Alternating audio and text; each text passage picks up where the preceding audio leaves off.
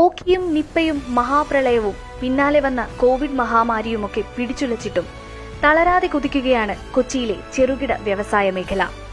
സംരംഭകർക്ക് പിന്തുണ നൽകുന്നതിന് സംസ്ഥാന സർക്കാർ കൊണ്ടുവന്ന വിവിധ പദ്ധതികളിലൂടെയാണ് അതിജീവിക്കാനും ചെറുത്തുനിൽക്കുവാനും അവർക്ക് കഴിഞ്ഞത്. കഴിഞ്ഞ 4 വർഷത്തിനിടെ 7079 സംരംഭങ്ങളാണ് കൊച്ചിയിൽ പുതുതായി ആരംഭിച്ചത്. 628.65 കോടിയുടെ നിക്ഷേപം ഇതുവഴി മേഖലയിലേക്കെത്തി.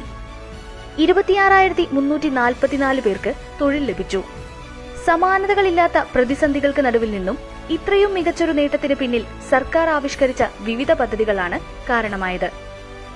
പ്രളയാതിജീവനത്തിനായി നടപ്പിലാക്കിയ ഉജ്ജീവന പദ്ധതിയിലൂടെ 121 സംരംഭങ്ങൾ പുനരുദ്ധരിക്കാനായി. 16.52 ലക്ഷം രൂപയുടെ സബ്സിഡി ഇതിലൂടെ സർക്കാർ വിതരണം ചെയ്തു. ഇൻസ്റ്റന്റ് സബ്വെൻഷൻ പദ്ധതിയിലൂടെ 417 യൂണിറ്റുകൾക്ക് 38.43 ലക്ഷം രൂപയുടെ ആനുകൂല്യം അനുവദിച്ചു. റീബിൽ കേരള പദ്ധതിയുടെ ഭാഗമായി ലഭിച്ച 28 അപേക്ഷകളിലും നടപടികൾ വേഗത്തിലാക്കി.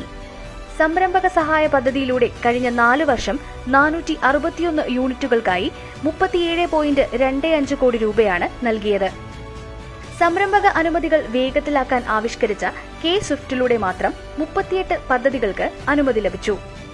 ചുവപ്പ് കാറ്റഗറിയിൽ ഒഴികെയുള്ള പുതിയ സംരംഭങ്ങൾക്ക് 3 വർഷം വരെ അനുമതികളിൽ ഇളവ് ലഭ്യമാക്കിയതും നാനോ സംരംഭങ്ങൾക്ക് പലിശ സബ്സിഡി അനുവദിച്ചതും കൊച്ചിയിലെ വ്യവസായ സംരംഭങ്ങളിൽ പുത്തനുണർവുണ്ടാക്കി. ഇതാണ് കേരള മോഡൽ. ഇങ്ങനെയൊക്കെയാണ് കേരളം ലോകത്തിന് ബദൽ സൃഷ്ടിക്കുന്നത്.